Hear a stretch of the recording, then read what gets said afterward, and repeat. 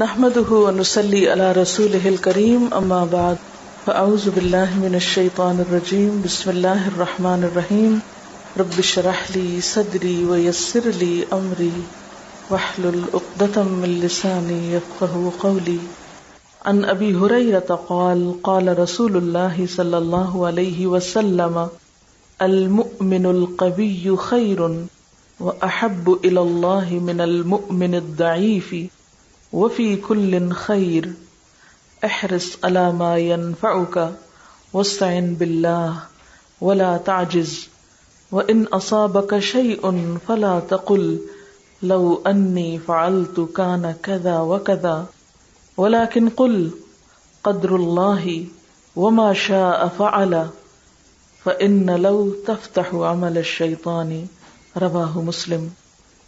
سیدنا ابو ہریرہ رضی اللہ تعالی عنہ سے روایت ہے کہ رسول اللہ صلی اللہ علیہ وسلم نے فرمایا، طاقتور مومن کمزور مومن سے زیادہ بہتر اور اللہ کو زیادہ محبوب ہے، اور ہر ایک میں بہتری ہے۔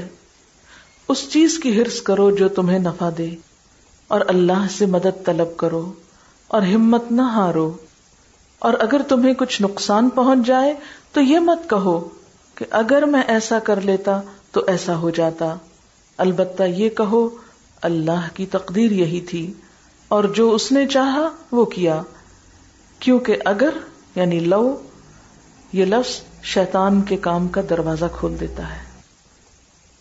ان ابی ہریرہ قال، ابو ہریرہ رضی اللہ تعالی عنہ کہتے ہیں یا انہوں نے کہا، قال رسول اللہ صلی اللہ علیہ وسلم کہ رسول اللہ صلی اللہ علیہ وسلم نے فرمایا، المؤمن القوی، قوی مومن طاقتور مومن، خیر اچھا ہے، واحب اور زیادہ پیارا ہے، الی اللہ اللہ کو، من المؤمن الضعیف کمزور مومن سے، ضعیف مومن سے، وفی کل خیر اور بھلائی ہر ایک میں ہے، یعنی قوی اور ضعیف دونوں میں۔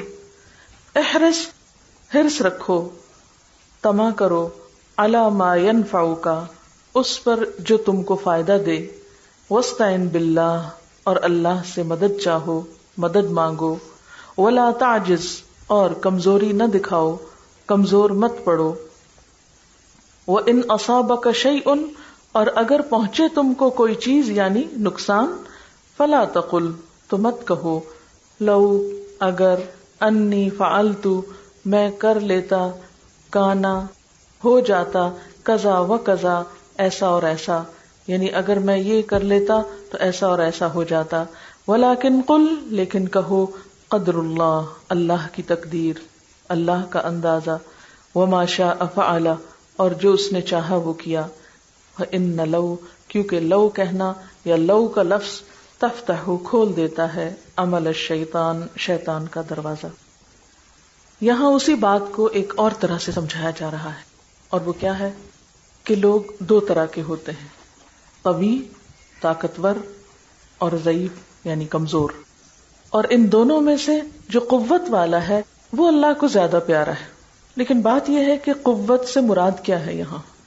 کیا قوی سے مراد پہلوان ہے یا ریسلر ہے یا باکسر ہے یا کوئی لڑاکا انسان ہے؟ نہیں، قوی سے مراد قوت والا ہونا جس میں سب سے پہلے ایمان کی قوت، پھر اخلاق اور کردار کی قوت، ارادے کی قوت یعنی اخلاص نیت، اور پھر جسمانی قوت بھی، کیونکہ جسمانی طور پر اگر انسان صحت مند ہوتا ہے تو انسان کے لیے نیکی کے بڑے بڑے کام کرنا آسان ہوتا ہے بنسبت ایک بیمار انسان کے یا ایک ضعیف انسان کے۔ انسانی زندگی میں جسمانی قوت کے اعتبار سے جوانی کا دور بہترین دور ہے، اور اس کے بارے میں خاص طور پر سوال بھی کیا جائے گا، جیسے حدیث میں آتا ہے نا کہ قیامت کے دن جب تک انسان 5 باتوں کا جواب نہ دے دے اس وقت تک اس کے قدم ٹل نہیں سکتے، ہل نہیں سکتے، اور جن میں سے ایک سوال جوانی کے بارے میں ہے، کیونکہ اس وقت انسان کی ساری قوتیں خوب کام کر رہی ہوتی ہیں۔ ان قوتوں سے انسان چاہے تو خیر کا کام لے لے، چاہے تو غلط کام کرے۔ اسی طرح کمزوری میں خصوصاً بچپنا اور بڑھاپا، یا پھر کمزوری کا ایک سبب بیماری ہوتا ہے، تو بیماری سے بھی پناہ مانگنے کو کہا گیا ہے، کیونکہ عافیت کی دعا اللہ تعالیٰ کو بہت پسند ہے کہ بندہ جسمانی، مالی، ذہنی، روحانی ہر اعتبار سے عافیت میں ہو، تاکہ اس کو ایک قوت حاصل ہو نیکی کے کاموں کی۔ تو یہاں پر یہ فرمایا کہ قوی مومن کمزور مومن سے زیادہ بہتر ہوتا ہے، یعنی زیادہ نیکی کے کام کر سکتا ہے۔ اور اگر اس کو ایمانی قوت کے معنوں میں لیا جائے تو ظاہر ہے کہ جس کا ایمان جتنا مضبوط ہوگا وہ شخص اتنا ہی عمل میں بہتر ہوگا، اتنا ہی زیادہ وہ عمل میں آگے جائے گا۔ اسی طرح جو شخص اخلاقی قوت، کردار کی قوت رکھتا ہے، جو اپنے اصولوں کا پابند ہے، اس کی زندگی میں بھی اگرچہ مشکلات آئیں گی لیکن اس کے کام کی کوالٹی زیادہ بہتر ہوگی۔ اسی طرح نیت کی قوت، یعنی کچی نیت کا نہ ہونا بلکہ سچی نیت والا ہونا، ارادے کی قوت، یہ ساری قوتیں انسان کو خیر اور بھلائی کی طرف لے جاتی ہیں۔ مثلا ایک شخص ارادے کا مضبوط ہے اور ایک ارادے کا کمزور انسان ہے، کچے ارادے والا ہے، کام شروع کیا پھر ارادہ بدل دیا، پیچھے نہ لگے اس کام کے، اس کو تکمیل تک نہ پہنچایا۔ اسی طرح کردار کی قوت، ایک شخص وعدے کا سچا ہے، بات کا سچا ہے، امانت کا لحاظ رکھنے والا ہے یا امانت کو وفا کرنے والا ہے، اور اس کے برعکس ایک شخص اس کو پرواہ نہیں امانت کیا ہے اور وہ واپس لوٹی کہ نہیں لوٹی، وعدہ کیا کیا تھا بات کر کے بھول گیا، کہہ کے چھوڑ دیا، یعنی اس کی زندگی میں کوئی استقامت نہیں، کوئی کنسسٹنسی نہیں، وہ ایک کام شروع کرتا ہے اسے ادھورا چھوڑ دیتا ہے، دوسرا شروع کرتا ہے اس کو چھوڑ دیتا ہے۔ تو یہ سب کس بات کی دلیل ہے؟ ارادے کی کمزوری کی، ایمان کی کمزوری کی، اور نتیجتاً عمل کی کمزوری کی۔ تو پھر جب آپ کے پاس کوئی ایسا عمل ہے ہی نہیں، جیسے آپ صلی اللہ علیہ وسلم کے پاس ایک شخص آیا پوچھا کہ مجھے اچھا عمل بتایا، آپ نے فرمایا قل آمنت باللہ ثم استقم۔ اور اللہ تعالیٰ کو بھی سب سے زیادہ پسند کون سے کام ہے؟ جو خواہ تھوڑے ہوں مگر دوام ہو، ان پر مستقل طور پر کیے جائیں، چھوڑے نہ جائیں۔ یعنی کسی بھی کام کو کرنا پھر چھوڑ دینا، چلنا پھر بیٹھ جانا۔ تو آپ دیکھیں کہ خرگوش اور کچھوے کی چال میں خرگوش تیز رفتار جسمانی طور پہ قوی ہونے کے باوجود کیوں ہار گیا تھا، کیوں پیچھے رہ گیا تھا؟ کیونکہ اس کے کام میں دوام نہیں تھا، وہ کبھی کر رہا ہے کبھی نہیں کر رہا، تو بہت سا وقت اس نے ضائع کر دیا، لہذا وہ دوڑ میں جیت نہیں سکا۔ تو یہ ایک بہت بڑی حقیقت ہے کہ اللہ کا محبوب بندہ بننے کے لیے انسان کو قوت چاہیے۔ اور قوت کس کس چیز کی؟ ایک انسان کی زندگی کے جو مختلف پہلو ہیں، ایک اس کا جسمانی پہلو، پھر اس کا ذہنی پہلو، پھر روحانی پہلو، پھر جذباتی پہلو۔ تو حقیقی معنوں میں مضبوط یا قوی انسان وہی ہو سکتا ہے کہ جس کے یہ سارے پہلو مضبوط ہوں۔ اگر ان میں سے کوئی ایک پہلو بھی کمزور ہے تو وہ پھر قوی مومن نہیں ہو سکتا۔ اب سوال یہ پیدا ہوتا ہے کہ کیا چیزیں جسمانی طور پر انسان کو مضبوط بناتی ہیں؟ وہ کون سے کام ہیں جس سے انسان ذہنی طور پر قوت پکڑتا ہے؟ وہ کیا طریقے ہیں کہ انسان ایموشنلی اسٹرانگ ہو، اعصاب مضبوط ہوں اس کے، اور ہماری روح کس طرح قوی ہو سکتی ہے، مضبوط ہو سکتی ہے؟ تو مختصراً سب سے پہلے جسم کو قوی رکھنے کے لیے 4 چیزیں ضروری ہیں۔ نمبر 1 اچھی غذا، نمبر 2 مناسب ورزش، نمبر 3 جسمانی آرام یعنی ریلیکسیشن، اور نمبر 4 سونے کی صحیح عادات۔ جہاں تک اچھی غذا کا تعلق ہے تو اچھی غذا سے مراد متوازن غذا ہے، بیلنس ڈائٹ، یعنی انسانی جسم کو جن چیزوں کی ضرورت ہے وہ تھوڑی تھوڑی مقدار میں ساری ہی موجود ہوں۔ کسی بھی ایک چیز کی انتہا کر دینا، مثلاً بہت زیادہ شکر کا استعمال یا بہت آئلی چیزوں کا استعمال یا پھر بہت کاربوہائیڈریٹس کا استعمال، تو جب بھی ڈائٹ یا غذا بیلنس نہیں ہوگی تو طرح طرح کی بیماریاں جنم لیں گی۔ پھر اسی طرح پانی کا استعمال، کیونکہ جب پانی کا استعمال کم ہوتا ہے تو خون میں ٹاکسک مادے بڑھ جاتے ہیں اور اس سے پھر بیماریوں کے خطرات بڑھ جاتے ہیں۔ اسی طرح جنک فوڈ سے پرہیز، کیونکہ وہ انسان کے نظام ہضم پر بہت برا اثر ڈالتی ہیں۔ پھر اسی طرح اپنی عمر اور اپنی روزمرہ کی عادات جو ہیں یا آپ کا جو طور طریقہ ہے زندگی کے رہنے کا، اس کے مطابق غذا کا انتخاب. مثلا بچے کی غذا بوڑھے سے مختلف ہوگی، ایک نوجوان کی غذا ایک بوڑھے انسان سے مختلف ہوگی. پھر اسی طرح خواتین اور مرد کے درمیان مختلف چیزوں کا فرق ہو سکتا ہے، یعنی عورت اور مرد کے درمیان کچھ چیزوں کا فرق ہو سکتا ہے کہ کچھ مخصوص غذائیں خصوصاً خواتین کے لیے ضروری ہیں یا وائس ورثہ.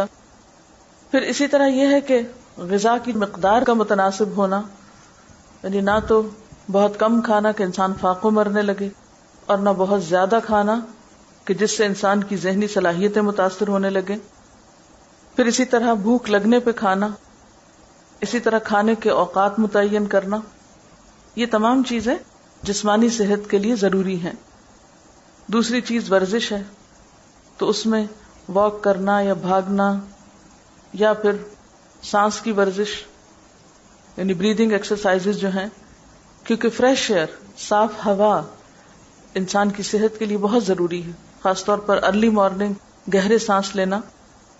پھر اسی طرح جسمانی ریلیکسیشن میں کام اور آرام کا جو توازن ہے، خصوصاً جو مسنون طریقہ ہے دوپہر کا قیلولہ، یعنی تھوڑی دیر کے لیے اگر آپ سو نہ بھی سکیں تو آنکھیں بند کر کے لیٹ جائیں، یعنی لمبی نیند تان کے سونا نہیں بلکہ دن کا ایک بڑا حصہ کام کرنے کے بعد نصف النہار کے بعد پھر انسان تھوڑی دیر کے لیے ریلیکس کر لے. پھر اسی طرح سونے کی عادات صحیح ہوں، رات جلد سونا، صبح جلدی اٹھنا، صبح دیر تک سوتے نہ رہنا، کیونکہ بہت سے لوگ اپنے دن کا وہ پہلا حصہ جبکہ انسان کو کام شروع کر دینا چاہیے اس کو سو کے گزارتے ہیں. رات جو آرام کے لیے اللہ نے بنائی اس میں جاگتے ہیں، تو جو فطرت کے خلاف چلتے ہیں تو اس سے بھی کئی بیماریاں پیدا ہوتی ہیں. دوسری چیز ہے انسان کی ذہنی نشوونما یا ذہنی قوت. تو ذہنی صلاحیت کو بڑھانے اور ذہنی قوت کو بڑھانے کے یا وسعت دینے کے کئی ایک طریقے ہو سکتے ہیں. اس میں نمبر 1 کثرت مطالعہ. ایک مشہور مقولہ ہے کہ پڑھنا انسانی ذہن کے لیے ایسا ہی ہے جیسے جسم کے لیے ورزش. اگر آپ پڑھتے نہیں تو آپ کے ذہن کو زنگ لگنے لگتا ہے. صرف فارمل ایجوکیشن ہی نہیں، اپنے تعلیم کے علاوہ بہت سی چیزوں کا مطالعہ جس میں دین اور دنیا دونوں چیزیں شامل ہو سکتی ہیں. مثلا اخبار ہے، رسالے ہیں، یا اسی طرح ٹیلی ویژن کے مفید پروگرامز دیکھنا جس سے آپ کی معلومات میں اضافہ ہو، کیونکہ پہلے تو صرف کتابیں پڑھنے سے ہی معلومات میں اضافہ ہوتا تھا، اب اور ذرائع بھی ہیں.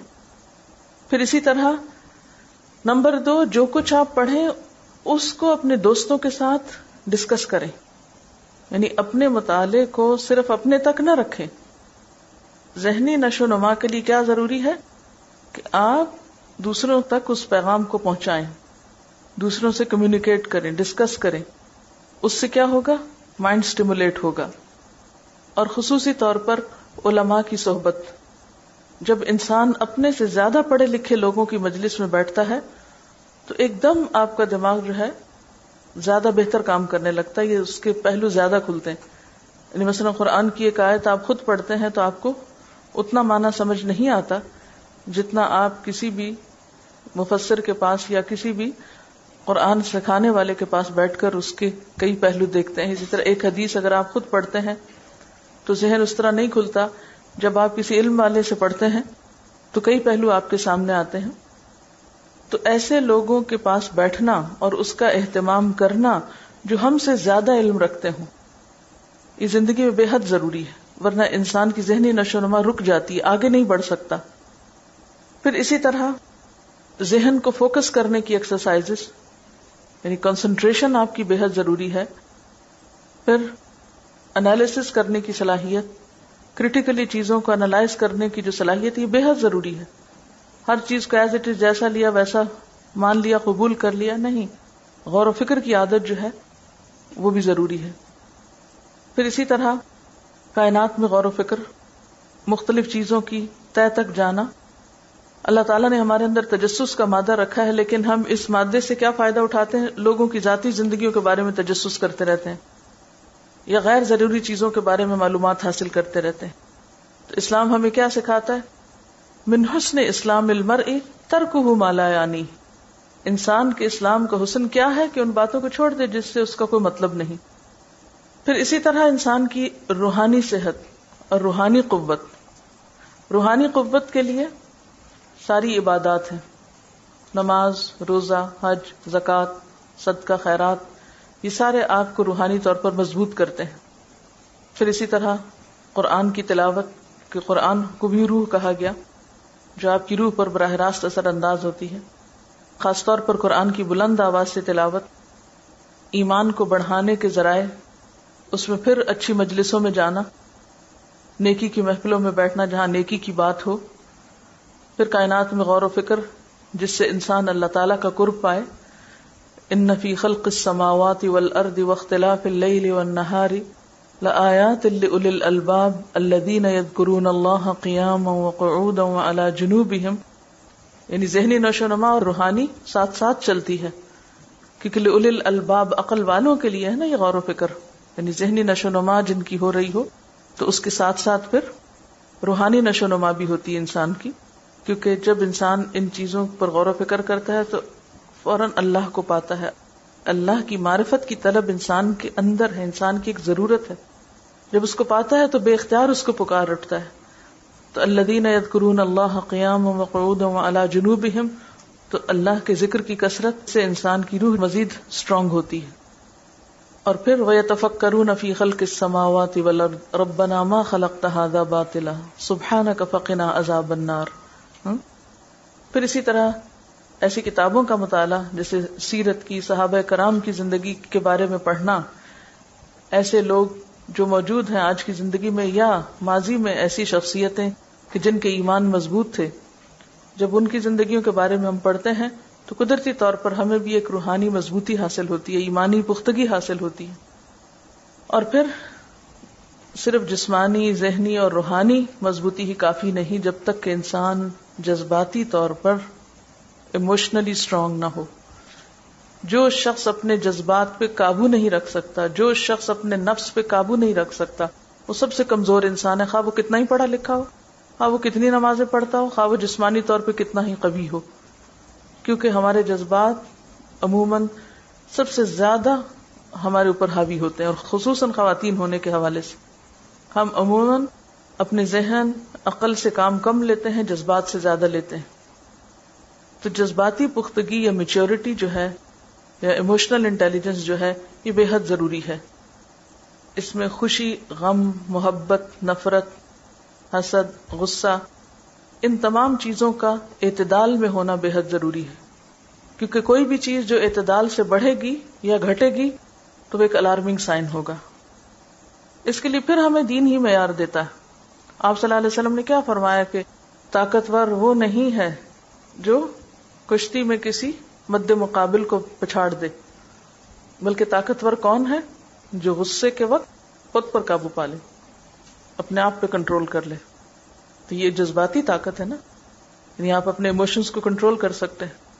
آپ کو شدید غم پہنچا ہے، کسی نے آپ کو دکھ دیا ہے، اب آپ کا کیا جی چاہتا ہے کہ ساری زمانے کو سناؤ کہ فلاں نے میرے ساتھ برا کیا۔ ایسے میں آپ اپنے منہ کو بند کر لیتے ہیں، برا کرنے والے کے ساتھ برا نہیں کرتے، نہ سامنے نہ اس کے پیچھے۔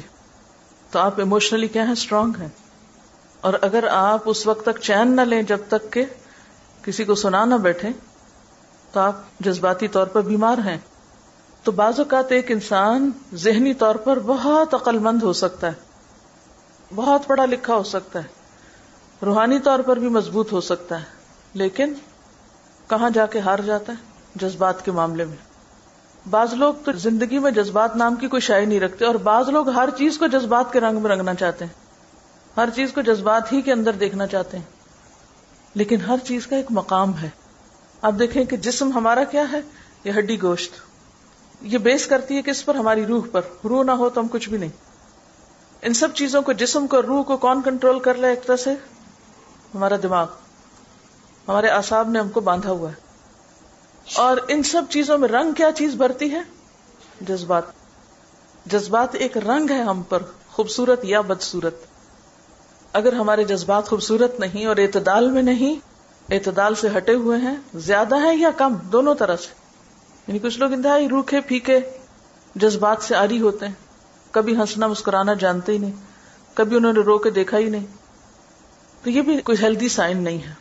تو جذبات ایسے ہی ہیں جیسے کسی کپڑے کا رنگ یا کسی پھول کے اندر خوشبو یا اس کا جو رنگ ہے جو اس کو خوبصورت بناتا ہے، جس کو حسن دیتا ہے، اگر وہ رنگ پھیکا پڑ جائے تو بھی بدصورت ہو جاتا ہے وہ، یا خوشبو ختم ہو جائے تو پلاسٹک کے بھی پھول ہوتے ہیں، تو پھر انسان تو پلاسٹک کا ہی بن گیا، یا لکڑی پتھر کا مجسمہ بن گیا، ایک سٹیچو بن گیا. تو جذبات ہماری زندگی میں بے حد ضروری ہیں، وہ ہمیں چلتا رکھنے کے لیے ایک فیول مہیا کرتے ہیں، بہت ساری ہماری جسمانی اور روحانی قوتوں کو چینلائز کرتے ہیں، ان کو ایک صحیح راہ پہ لے جاتے ہیں، اور انسان کو بڑھاپے میں بھی جوان رکھتے ہیں، اس کی سوچوں کو اور اس کے جو کام کرنے کی صلاحیت ہے اس کو بلند رکھتے ہیں. جوانی کا حصہ انسان کے جذبات کے اظہار کا سب سے اہم حصہ ہوتا ہے زندگی کا، تو وہ اس میں بھی بوڑھے ہوتے ہیں، ڈل ہوتے ہیں. تو ہمارا ہنسنا، ہمارا رونا، ہماری گفتگو، ہماری تمام چیزیں جو ہیں ہماری جذبات سے کنٹرول ہوتی ہیں. ایون ہماری عبادات میں جب جذبات کا رنگ آتا ہے تو خوبصورت ہو جاتی ہیں. جیسے نماز کے اندر خشوع خضوع یا اللہ کے سامنے آپ روتے ہیں تو اس کو خوبصورت بنا دیتے ہیں. حج تو ہے ہی جذبات کا سفر، ساری عبادت ہی جذبات پر مبنی ہے. اسی طرح جب آپ کسی کو دیتے ہیں زکوٰۃ، صدقات وغیرہ، تو اس کے پیچھے بھی آپ کے جذبات ہی کار فرما ہوتے ہیں، تب آپ اپنی محبوب ترین چیز اپنے مال میں دوسروں کو شریک کرتے ہیں. اسی طرح قرآن کا پڑھنا اگر وہ جذبات سے خالی ہو تو وہ بھی ایک طرح سے بے روح ہو جاتا ہے، محض ایک انٹلیکچوئل ایکٹیویٹی رہ جاتی. لیکن جذبات کا توازن میں ہونا بے حد ضروری ہے، ورنہ جتنا یہ چیزوں کو خوبصورت بناتے ہیں اتنا ہی زیادہ یہ بدصورت کر دیتے ہیں. انسان کی ساری شخصیت مسخ ہو کر رہ جاتی. یعنی ان سب چیزوں کی قوت انسان کو قوی مومن بناتی ہے، اور ان سب چیزوں کو بلینڈ تقوی انسان پھر شعور کی اعلیٰ ترین منزل پہ ہوتا ہے. اور زندگی ایک امتحان ہے، اس امتحان میں وہی کامیاب ہے جو باشعور ہے. اگر ہماری ساری ایفرٹ صرف جسم کی صحت پر صرف ہو جائے اور روح کو بھول جائیں، یا صرف روحانیت کے پیچھے لگ جائیں اور ہم عقلی تقاضے یا جذباتی تقاضوں کو فراموش کر دیں، تو یہ کوئی ہیلتھی ایٹیٹیوڈ نہیں ہوگا. یہاں پر ایک اچھے انسان کی پہچان کیا بتائی گئی؟ خیر و احب الی اللہ. اور اللہ کے محبوب بندے کی پہچان کیا بتائی گئی؟ کہ وہ قوت والا ہے، وہ اسٹرانگ ہے. اب آپ ایک مضبوط درخت سے اپنے آپ کو تشبیہ دیجیے. ایک مضبوط درخت کے کتنے فائدے ہوتے ہیں، اور ایک کھوکھلے تنے والے یا کھوکھلی جڑوں والے درخت کا کیا نقصان ہو سکتا ہے. کھوکھلی جڑوں والا کسی وقت آپ کے سر پہ آ کے گر سکتا ہے، اس پہ کوئی صحیح پھل نہیں لگ سکتا. لیکن جو جمع ہوا مضبوط ایک درخت ہوتا ہے وہ سایہ بھی دیتا ہے، وہ سبزہ بھی لاتا ہے، وہ پھل بھی لاتا ہے، کیونکہ استقامت ہے اس کے اندر. اصلها ثابت وفرعها فی السماء. کسی بھی کام میں کامیابی کا جو راز ہے وہ استقامت ہے، محنت ہے. یعنی ایک کام کرنا اور پھر اس کو کرتے چلے جانا، چھوڑنا نہیں. اور اگر جسمانی اعتبار سے انسان کمزور ہے تو آپ دیکھیے کہ نہ تو آپ کا عبادت میں دل لگے گا. شیطان بھی کہاں حملہ آور ہوتا ہے؟ جہاں ایمان کمزور ہوتا ہے، زیادہ وسوسے وہیں پر آ کے ڈالتا ہے. پھر اسی طرح اگر آپ کھڑے ہی نہیں ہو سکتے نماز میں، آپ میں طاقت ہی نہیں روزہ رکھنے کی، تو آپ کی عبادات کا کیا حال ہوگا؟ مالی اعتبار سے آپ کیوں کمزور ہوتے ہیں بعض اوقات؟ کہ آپ کے اندر طاقت ہی نہیں کوئی کام کرنے کی، لہٰذا آپ دوسروں کے اوپر ڈیپینڈنٹ ہیں. آپ کی جیب میں پیسہ نہیں کہ آپ خود سے صدقہ خیرات کر سکیں. کمزوری ہے نا. یعنی مالی کمزوری کی بھی بسا اوقات وجہ کیا ہوتی ہے؟ جسمانی کمزوری. کام بہت ہے کرنے کے، آپ کر کے نہیں دے رہے، کر ہی نہیں پا رہے، تو پھر گھر بیٹھ کے تو آپ کو کوئی نہیں دے گا. تو آپ صدقے خیرات سے، حج سے، عمرے سے، بہت سے اور چیزوں سے محروم رہ گئے. پھر اسی طرح آپ کسی کی خدمت نہیں کر سکتے. جب آپ خود ہی گرے پڑے ہیں، جب آپ کو کسی نے اٹھانا ہے، آپ کس کو اٹھانے کے قابل ہیں پھر؟ ہے یا نہیں؟ اگر آپ خود بیمار ہیں تو آپ تو چاہیں گے کہ لوگ آپ کی خدمت کو پہنچیں، آپ کی عیادت کریں. آپ کس کی عیادت کرنے کو جائیں گے؟ آپ کس کو سہارا دے کے اٹھائیں گے؟ تو اصل وجہ کیا ہے پیچھے؟ کمزوری. تو خواہ جسمانی کمزوری ہو یا ایمانی کمزوری ہو یا علمی کمزوری ہو. اب دیکھیں بہت سے لوگ کہتے ہیں ہمیں تبلیغ کرتے ہوئے ڈر لگتا ہے. ڈرنا کس کی علامت ہے؟ کمزوری کی علامت ہے. ایمانی کمزوری ہے یا علمی کمزوری ہے آپ کے اندر؟ آپ کو لوگوں سے کیوں ڈر لگتا ہے؟ کیونکہ آپ کو پتا ہے کہ آپ کو خود ہی کچھ نہیں آتا. آپ کسی کو بتانے لگیں گے، لوگ آپ سے 2 سوال کریں گے، آپ ڈر کے بیٹھ جائیں گے. تو آپ کیا کہتے ہیں؟ نہیں میں تو اس کام کے قابل نہیں. بھی کس نے کہا کہ آپ مسکین بن کے بیٹھے؟ آپ کوشش کریں، ہمت کریں، آگے بڑھیں. ہاں، تو بات یہ ہے کہ اگر آپ چاہتے ہیں ایک اچھے انسان بنے، اگر آپ چاہتے ہیں کہ اللہ کے محبوب بن جائیں، تو پھر آپ کو کمر کسنی پڑے گی، ہمت کرنی پڑے گی، محنت کرنی پڑے گی، تکلیف اٹھانی پڑے گی، مشقت کرنی پڑے گی. جیسے حضرت عمر نے فرمایا تھا نا، اخشوشنو، سخت جان بنو، فإن النعم لا تدوم، نعمتیں ہمیشہ نہیں رہتی، آرام اور سکھ کی زندگی ہمیشہ نہیں رہتی. یہ سب کچھ جو کچھ آج تمہارے پاس ہے ہمیشہ نہیں رہے گا. آج اگر تمہارے پاس جوانی ہے، تمہارے ہاتھ پاؤں کام کرتے، تو کل یہ چھن جائے گا، واپس سب کچھ چلا جائے گا. آج آپ اچھی طرح دیکھ سکتے ہیں تو ضروری نہیں کہ ہمیشہ آپ ایسے ہی دیکھتے رہیں، معلوم نہیں کس دن اینک لگ جائے. آپ اچھا سے سن سکتے ہیں، معلوم نہیں کس دن آپ کی سننے کی طاقت چھن جائے. آپ بول سکتے ہیں، معلوم نہیں کس دن آپ بولنے کے قابل نہ رہے. کیونکہ جب انسان کمزور ہوتا ہے، ایمانی یا روحانی یا جسمانی طور پہ، منہ سے لفظ نہیں نکلتا. آپ سب نے ان کیفیات کا تجربہ کیا ہوگا. اور پھر آپ دیکھیے کہ دنیا میں بھی کامیاب لوگ کون ہوتے ہیں؟ جو طاقتور ہوتے ہیں. آج آپ دیکھیں کہ دنیاوی اعتبار سے ترقی یافتہ قومیں کون سی ہیں؟ جن کے پاس جسمانی صحت ہے، ذہنی صحت ہے، ارادے کی مضبوطی ہے. دنیا کی کامیابی کے لیے تو یہی چیزیں چاہیے نا. اور آخرت کی کامیابی کے لیے کیا چاہیے؟ ایمانی قوت، کردار، اخلاق کی قوت. اگرچہ دنیا کے لیے بھی ایک سرٹن لیول کا کردار چاہیے آپ کو کامیاب ہونے کے لیے. جھوٹے لوگ کہیں کامیاب نہیں ہو سکتے، دھوکہ باز کہیں کامیاب نہیں ہو سکتے. اگر وقتی طور پر انہیں کوئی کامیابی نظر بھی آتی ہے تو وہ بہت جلد ختم ہو جاتی. آپ دیکھیں کہ اللہ سبحانہ وتعالیٰ نے قرآن پاک میں ایک واقعہ بیان کیا ہے کہ بنی اسرائیل نے جب مطالبہ کیا تھا کہ ہمارے لیے ایک ایسا کمانڈر یا بادشاہ مقرر کیا جائے کہ جس کی سربراہی میں ہم جنگ کر سکیں، تو اللہ تعالیٰ نے طالوت کو چنا تھا. وقال لهم نبيهم ان الله قد بعث لكم طالوت ملكا قالوا انا يكون له الملك علينا ونحن احق بالملك منه ولم يؤت سعة من المال. جب ان کے نبی نے ان سے کہا کہ اللہ نے تمہارے لیے طالوت کو بادشاہ مقرر کیا، یعنی تمہارا کمانڈر بنایا. قالوا، کہنے لگے، انا يكون له الملك علينا، بادشاہت کیسے ہو سکتی ہے اس کے لیے، وَنَحْنُ أَحَقُّ بِالْمُلْكِ مِنْهُ، ہم زیادہ حقدار ہیں بادشاہت کے. اور ان کی دلیل کیا تھی؟ وَلَمْ يُؤْتَ سَعَةً مِنَ الْمَالِ، اس کے پاس مال زیادہ نہیں. وہ سمجھتے تھے کہ جس کی لاٹھی اس کی بہن، جس کے پاس مال ہے وہ سب کچھ کر سکتا ہے. ان کے نزدیک مال کی قوت سب سے بڑی قوت تھی. لیکن اللہ سبحانہ وتعالیٰ کے نزدیک قوت کا معیار کچھ اور تھا. اور وہ کیا؟ قَالَ إِنَّ اللَّهَ اصْطَفَاهُ عَلَيْكُمْ، اللہ نے اسے تم پر چن لیا ہے. کس وجہ سے؟ وَزَادَهُ بَسْطَةً فِي الْعِلْمِ وَالْجِسْمِ، اسے تم پر 2 لحاظ سے فوقیت ہے، علم اور جسم کے اعتبار سے. علمی لحاظ سے مضبوط ہے. آج آپ دیکھیں دنیا میں کون سی قومیں آگے جا رہی ہیں، ترقی یافتہ ہیں، جن کے پاس علم زیادہ ہے. آدم علیہ السلام کو سجدہ کس لیے کروایا گیا تھا؟ حالانکہ فرشتے ویسے جسمانی اعتبار سے اور بہت سے اعتبار سے بڑے مضبوط ہیں انسان کے مقابلے میں. شیر انسان سے بہادر ہے، لیکن شیر کو انسان پہ فضیلت نہیں، محض جسمانی قوت کے بنا پر. تو علم کی قوت یا عقل کے استعمال کی قوت بہت سی قوتوں سے بڑھ کر ہے. تو زادہ بسطتاً فی العلم والجسم، تو ایک طرف علم تھا اور دوسری طرف جسم تھا. آپ کے پاس کتنا بھی علم ہو لیکن آپ کا جسم ہی ساتھ نہیں دیتا تو کیا کریں گے آپ؟ اگر اس وقت میں یہاں بیٹھ نہیں سکتی تو میں اس علم کو کیا کروں گی؟ اگر بولنے کی طاقت نہیں تو کیسے پڑھاؤں گی آپ کو؟ ایک قوت دوسرے پر ڈپینڈ بھی کرتی ہے، یا قوتوں کے لیول ہے، یعنی کچھ پرائمری ہو سکتی ہیں قوتیں، کچھ سیکنڈری ہو سکتی ہیں، کچھ اس کے بعد کے لیولز ہو سکتے ہیں.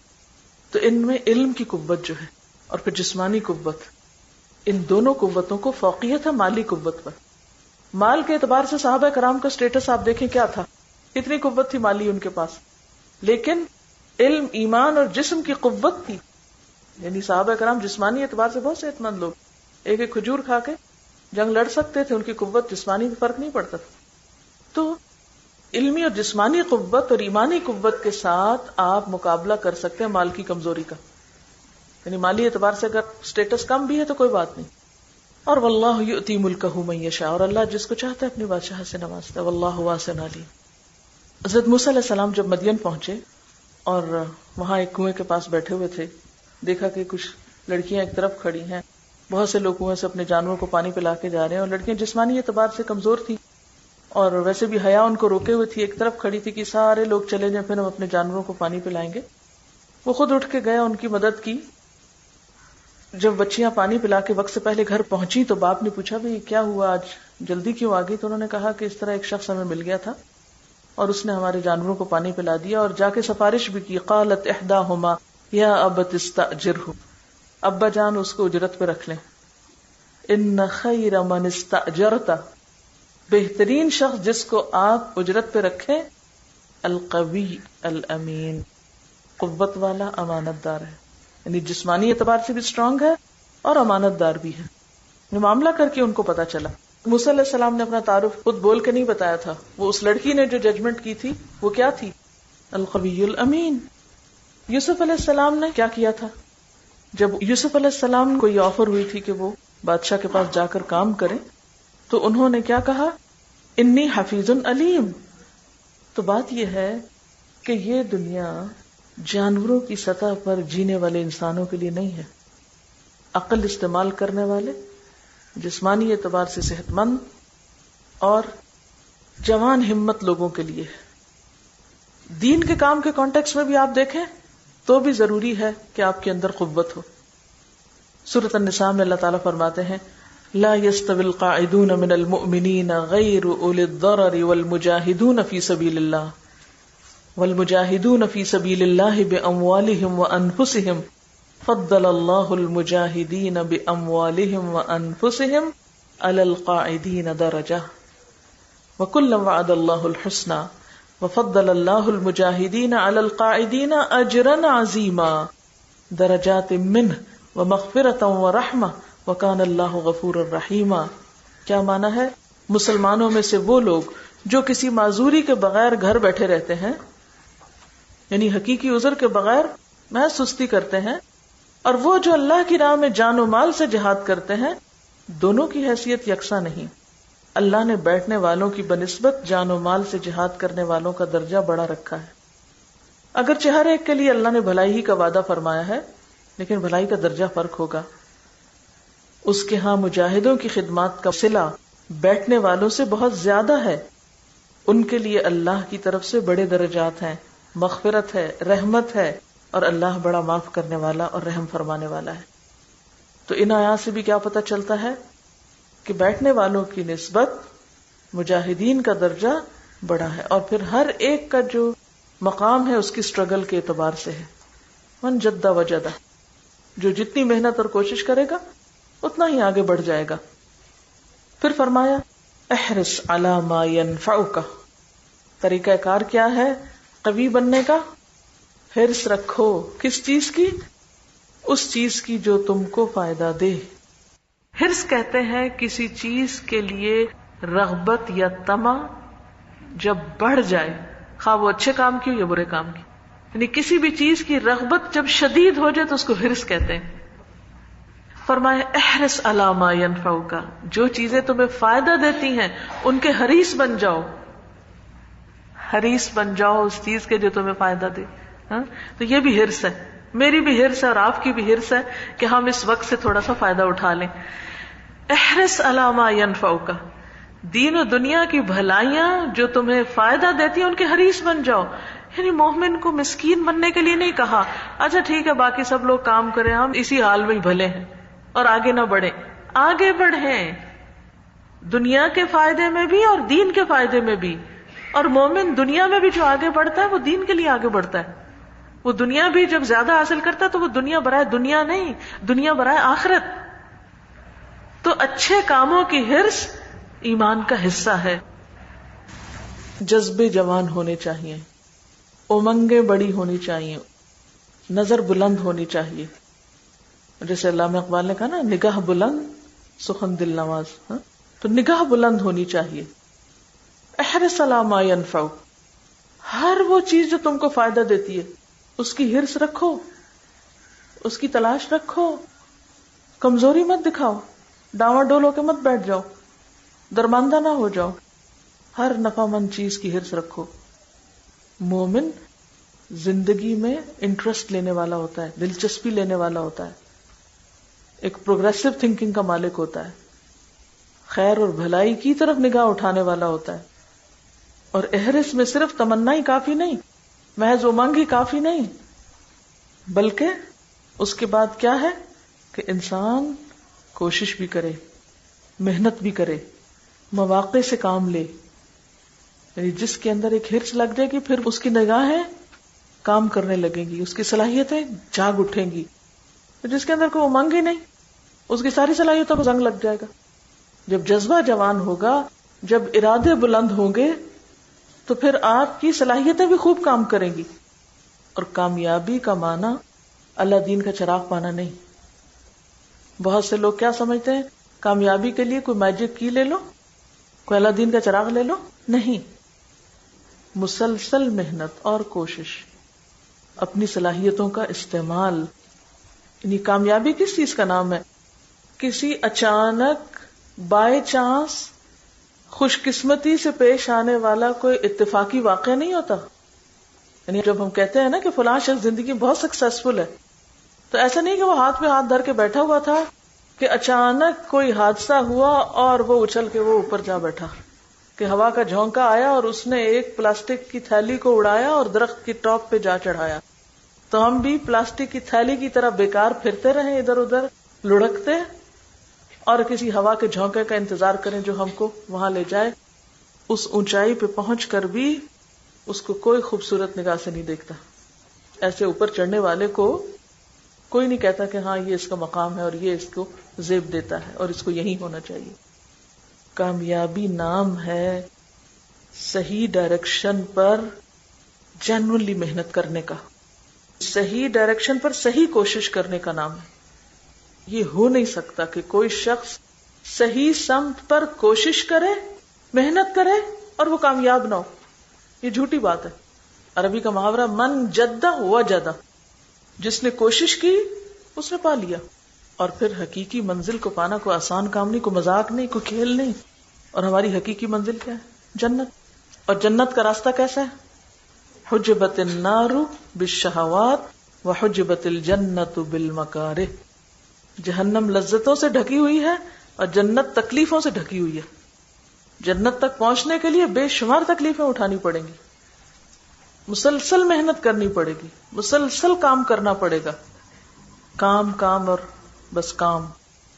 چلتے جانے والے ہی منزل تک پہنچتے ہیں، بیٹھ رہنے والے، گھٹنے ٹیک دینے والے، وہ نہیں منزل تک پہنچتے. کامیابی ملتی ہے انسان کو مسلسل قربانیوں سے. بہت کچھ اس رستے میں قربان کرنا پڑتا ہے اور مسلسل قربان کرنا پڑتا ہے. ایک آدھ قربانی سے بات نہیں بنتی.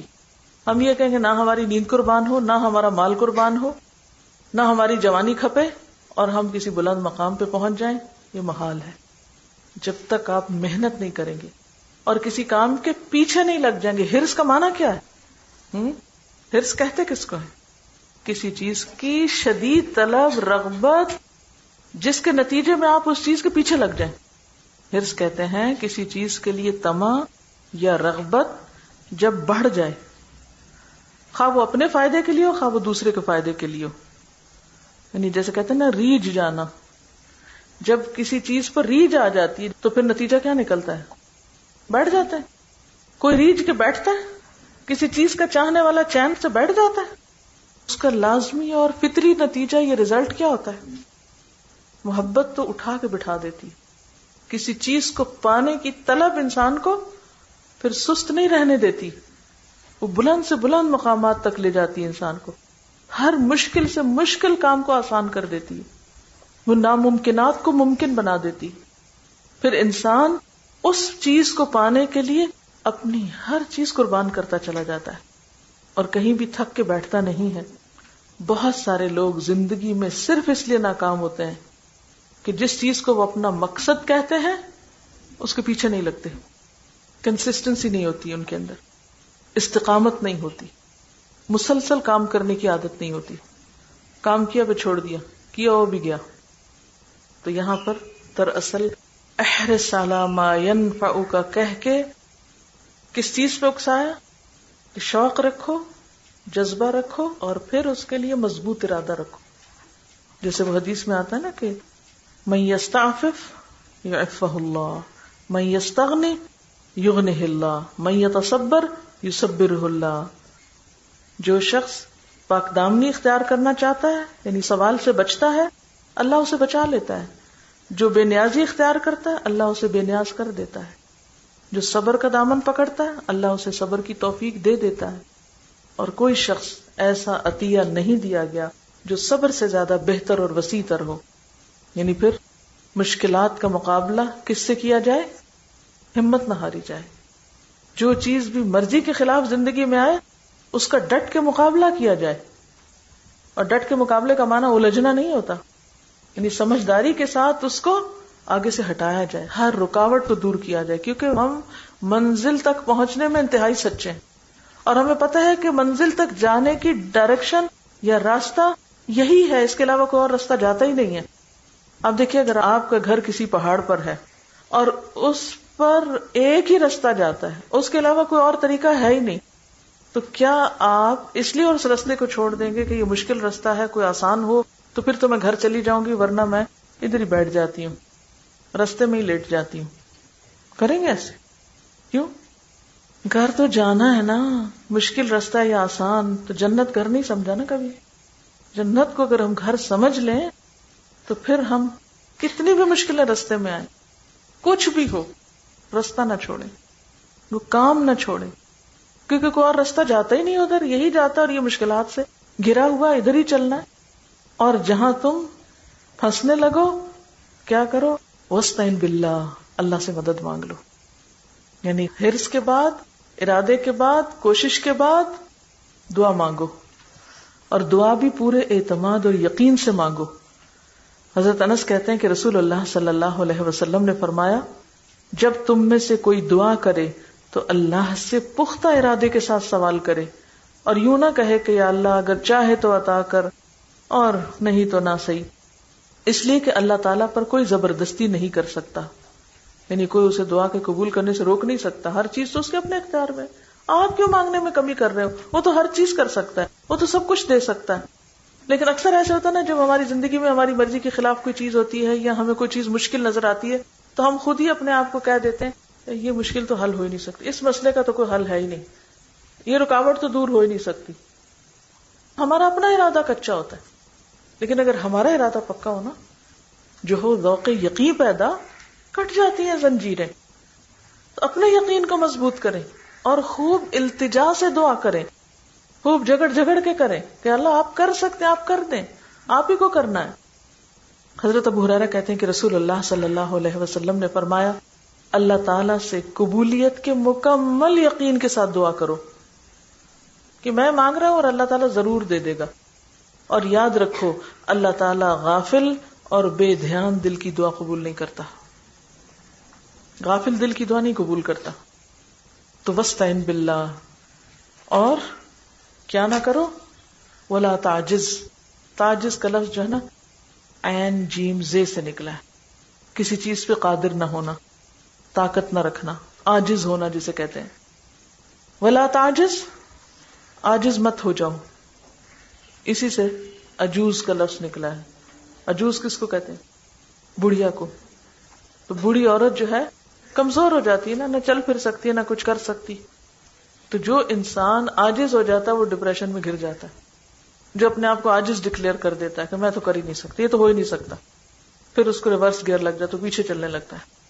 تو ولا تعجز، خواہش کرو، ارادہ کرو، کوشش کرو، دعا کرو. اس کے باوجود اگر کوئی چیز نہ ملے تو غم اور ڈپریشن اور حسرت کا شکار مت ہو. پھر زندگی میں ریگریٹس نہ ہو، پچھتاوے نہ ہو، کام چھوڑ کے نہ بیٹھ جاؤ. لا تعجز، مت عاجزی دکھاؤ، مت کمزوری دکھاؤ، نہ ارادے کی کمزوری اور نہ کوشش کی کمزوری. وَإِنْ أَصَابَكَ شَيْءٌ فَلَا تَقُلْ لَوْ أَنِّي فَعَلْتُ كَانَ كَذَا وَكَذَا. اور اب اگر خواہش، ارادے، کوشش، دعا، ہر چیز کے بعد پھر بھی نہیں کام ہوا تو اب کیا کرو؟ یہ نہیں کہا کہ عاجز ہو کے بیٹھ جاؤ یا ڈپریشن کا شکار ہو جاؤ. کیا کہا؟ کاش مت کہو. اگر کی بات نہ کرو کہ اگر میں یہ کرتا تو یوں ہوتا، وہ نہ کرتا تو زیادہ اچھا ہوتا. نہیں، اگر حرص اور کوشش کے باوجود، دعا کے باوجود کام نہیں ہوا، مصیبت آ گئی، نتائج مطلوبہ نہیں نکلے، مرضی پوری نہیں ہوئی، فائدہ نہیں ہوا، تو پھر لو اور کاش اور اگر کو استعمال نہیں کرنا. یعنی اپنی گفتگو کا حصہ نہ بناؤ اس چیز کو.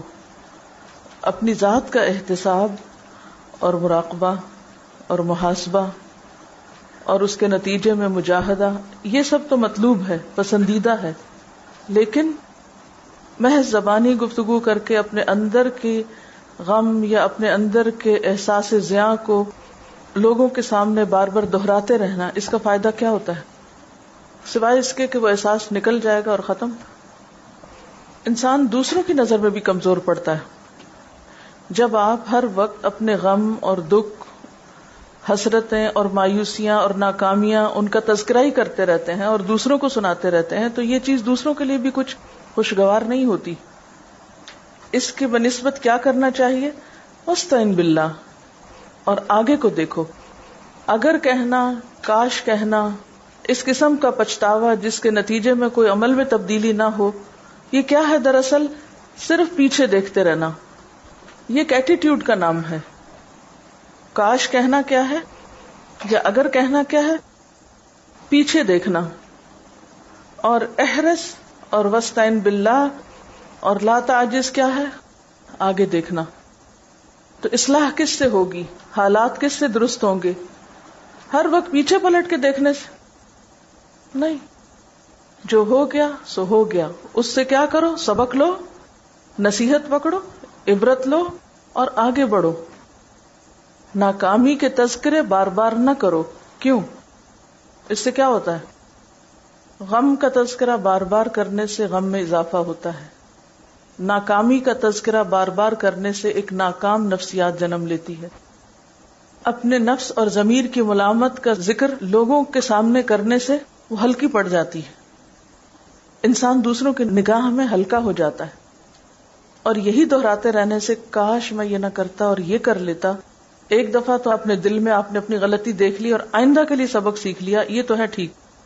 لیکن اگر آپ یہی کچھ کیے چلے جا رہے ہیں تو ایسے لوگ آگے نہیں بڑھ سکتے.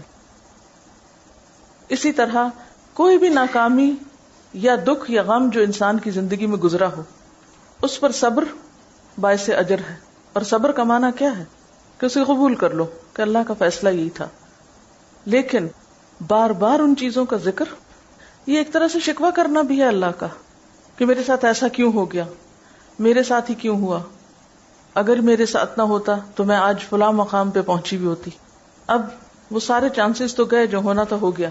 اب اس ذکر کا مقصد کیا ہے؟ کیا آپ دوسروں سے ہمدردی حاصل کرنا چاہتے ہیں؟ دوسروں کی نگاہ میں اہمیت حاصل کرنا چاہتے ہیں؟ ایسی باتوں سے تو نہ ہمدردی ملتی ہے، نہ ہی کسی کے دل میں جگہ بنتی ہے آپ کے لیے. تو اسلام ہمیں مایوسی کے کھڈ سے نکال کر ایک جیتا جاگتا، پروگریسو، ہارڈ ورکنگ اور آگے بڑھنے والا انسان بنانا چاہتا ہے. اور یہ ایک حقیقت ہے کہ انسان کی گفتگو میں جو الفاظ استعمال ہوتے ہیں ان کا اس کی شخصیت پر اثر پڑتا ہے، اس کی ذہنی حالت پر اثر پڑتا ہے، اس کی نفسیاتی اور جذباتی حالت پر اثر پڑتا ہے، اور اس کے نتیجے میں پھر وہ ایک تعمیری یا تخریبی انسان بنتا ہے. تو جب ہم نیگیٹو یا منفی الفاظ اپنی زندگی سے نکال کر امید کے الفاظ، توکل کے الفاظ، یعنی لو کہنے کی بجائے ہمیں آلٹرنیٹ بھی دے دیا گیا کہ پھر کیا کہو، قدر اللہ، اللہ کا فیصلہ، تو اس سے کیا ہے کہ پورا ایٹیٹیوڈ بدل جائے گا، آپ کا رویہ زندگی کے بارے میں بدل جائے گا. آپ مایوسی کا شکار ہونے سے بچ جائیں گے اور نتیجتاً آپ ضائع ہونے سے بچیں گے. ہمیں یہ ضرور دیکھنا پڑے گا کہ غم کے مواقع پر انبیاء علیہ السلام کیا کرتے تھے، صحابہ کرام کیا کرتے تھے، خواتین ایون کیا کرتی تھی جو زیادہ جذباتی ہوتی ہیں. ام سلمہ رضی اللہ تعالی عنہا حضرت ابو سلمہ کی وفات پر کہتی ہیں کہ میں اتنا روؤں گی کہ دیکھنے والے دنگ رہ جائیں گے. جب آپ صلی اللہ علیہ وسلم تعزیت کے لیے گئے تو آپ نے ایک بات کہی کہ تم کہو اللہم اجرنی فی مصیبتی واخلف لی خیرا منہا. نہ وہ رونے کے ریکارڈ توڑنے دیے اور نہ ہی وہ غم اور حسرت کی بہت باتیں کرنے دی، بلکہ اس کو کس طرف موڑ دیا؟ اللہ سے دعا کرو کہ اللہ میری اس مصیبت پر مجھے اجر دے، جو میرا نقصان ہوا ہے اس سے بہتر مجھے عطا کر۔ مومن کا رویہ تو یہ ہوتا ہے، المؤمن القوی خیر واحب الی اللہ من المؤمن الضعیف وفی کل خیر۔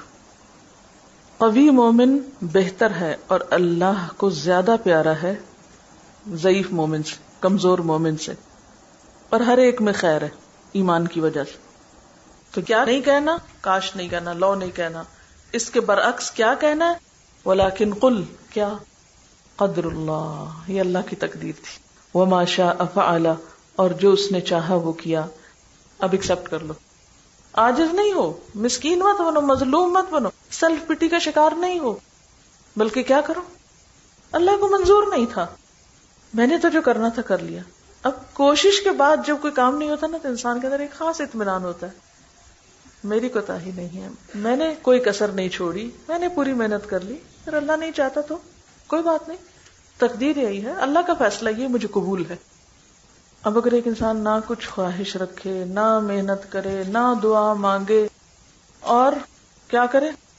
یہ سوچتا رہے اللہ چاہے خود ہی ہو جائے گا، اگر قسمت میں ہوا تو مل جائے گا، اگر میرے نصیب کا ہے تو کہیں نہیں جاتا، تو یہ بات بھی درست نہیں۔ یہ باتیں آپ کب کر سکتے ہیں؟ یہ کب کہہ سکتے ہیں کہ اللہ کی تقدیر یہی تھی؟ جب آپ ساری اپنی ذمہ داری پوری کر لیں، پھر تقدیر کی بات کریں۔ یہ نہیں کہا گیا کہ کچھ نہ کریں اور تقدیر کو بلیم کرتے رہیں۔ پھر فرمایا وَإِنَّ لَوْ تَفْتَحُ عَمَلَ الشَّيْطَانِ، لو کہنا شیطان کا دروازہ کھول دیتا ہے، کاش کہنا، اگر کہنا شیطان کو رستہ دیتا ہے، یعنی اس رستے سے شیطان آ جاتا ہے۔ کیسے؟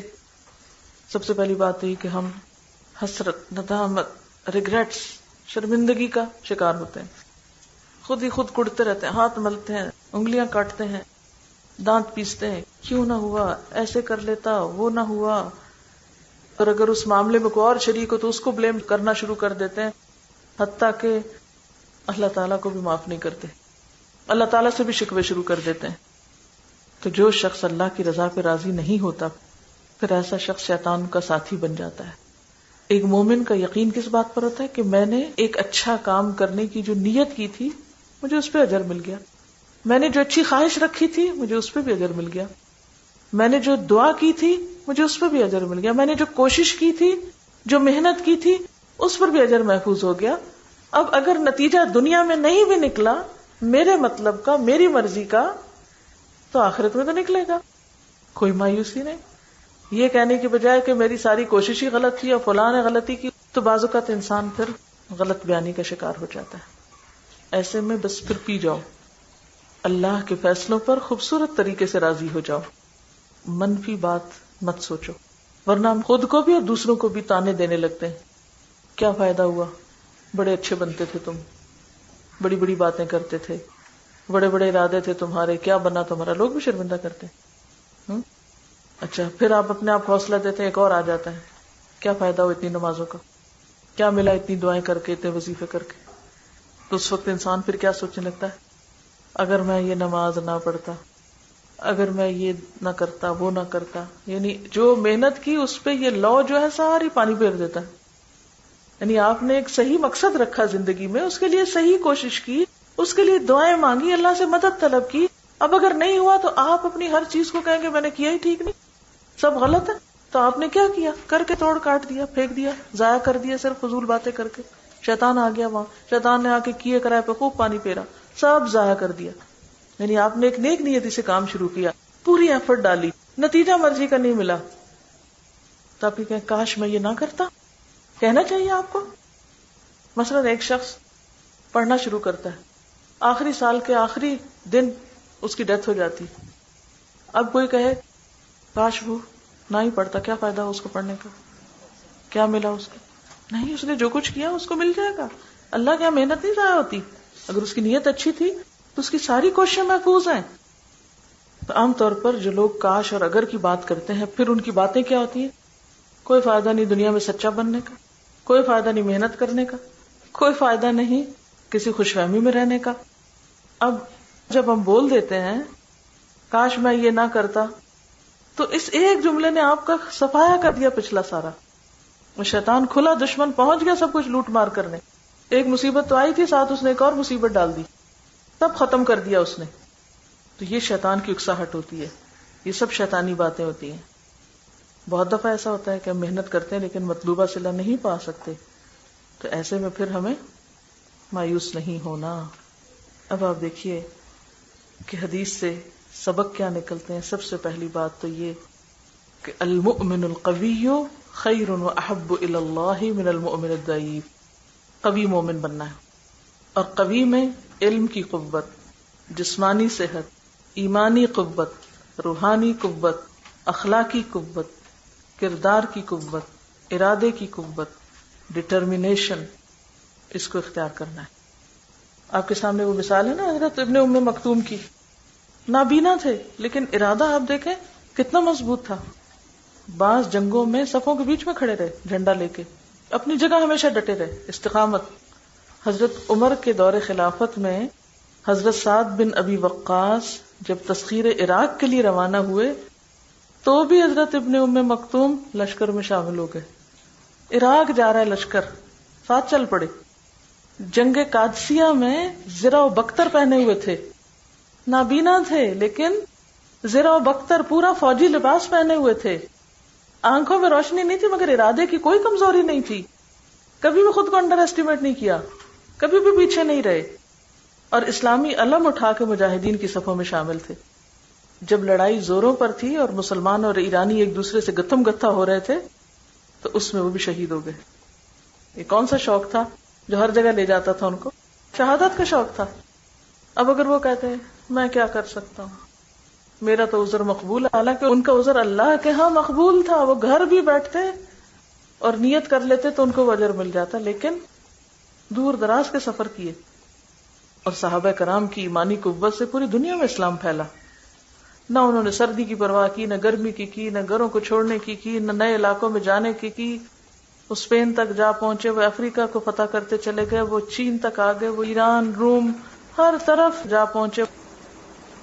تو قوی مومن بننے کے لیے اصل چیز کیا ہے؟ سب سے پہلے تو آپ نیت کریں، قوت پیدا کریں. کہتے نا ہو صداقت کے لیے جس دل میں مرنے کی تڑپ، پہلے وہ اپنے پیکر خاکی میں جان پیدا کرے. جو کام آپ کرنا چاہیں نا بار بار دوہرا کریں، یہ میں نے کرنا اور یہ میں نے کر کے چھوڑنا ہے. میں نے کر کے چھوڑنا ہے، چاہے میری کوئی تعریف کرے، چاہے مجھ پہ کوئی تنقید کرے، چاہے مجھے کوئی پسند کرے، چاہے مجھے کوئی ناپسند کرے، چاہے مجھے شاباش ملے اور چاہے مجھے جوتے پڑے، میں نے کرنا ہے، میں نے نہیں چھوڑنا.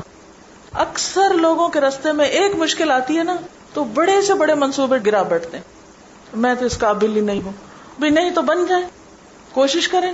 کس نے آپ کو کہا کہ قابل نہیں ہے؟ لا تعجز. اور اگر آپ کمزور ہوں گے نا تو ہر کوئی آپ پہ حملہ آور ہوگا اور آپ کو ہڑپ کر جائے گا. لہذا اگر آپ اللہ کے محبوب بننا چاہتے ہیں تو قوت پیدا کریں اپنے اندر. ایمان کی قوت تھی تو فرشتے بھی اترتے تھے نا، قطار اندر قطار اب بھی. تو پہلی بات قوت میں پھر نیت، ارادہ کریں. پھر آپ دیکھیں کہ اگر آپ جسمانی اعتبار سے کمزور ہیں تو اس کا علاج کریں.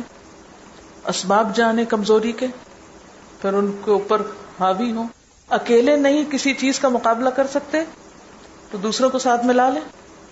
آپ اکیلے گاڑی چلا رہے تھے بہت بڑی، لیکن جب وہ رک گئی تو کیا کیا آپ نے؟ دھکا دینا تھا تو اوروں کو بلا لیا. کس کو بلاتے ہیں آپ؟ جان پہچان والوں کو. جو مل جائے، ہر موقع سے فائدہ، ہر وسیلے اور ذریعے کو استعمال کرنا. اس وقت آپ کہتے ہیں مجھے ڈر لگتا ہے اس سے بات کرنے سے، اسے کیسے کہوں میری گاڑی کو دھکا دو. نہیں، آپ کہتے ہیں مجھے گھر جانا ہے، جو بھی آ جائے. سارا خوف دور ہو جاتا ہے کیونکہ آپ کے اپنے اندر ایک تڑپ ہے نا کچھ کرنے کی. ورنہ ہم پھونک پھونک کے اچھا اس سے کام لے کے نہ لیں، اس کو کام دے کے نہ دیں، 100 باتیں سوچتے رہتے ہیں. لیکن جب ارادہ مضبوط ہوتا ہے، اپنے اندر یقین ہے، خود سچے ہیں، کسی کا ڈر نہیں. ولا تعجز. پھر کیا کرنا ہے کبھی بننے کے لیے؟ احرص علی ما ينفعک اور واستعن باللہ. ولا تعجز. اور اگر مصیبت آ جائے تو لا نہیں کہنا، بلکہ کیا کہنا ہے؟ یہ تقدیر تھی، ایکسپٹ کر لینا ہے. یہ ہے کرنے کا کام. اب اس کے لیے آپ کو ضروری ہے یہ سوچنا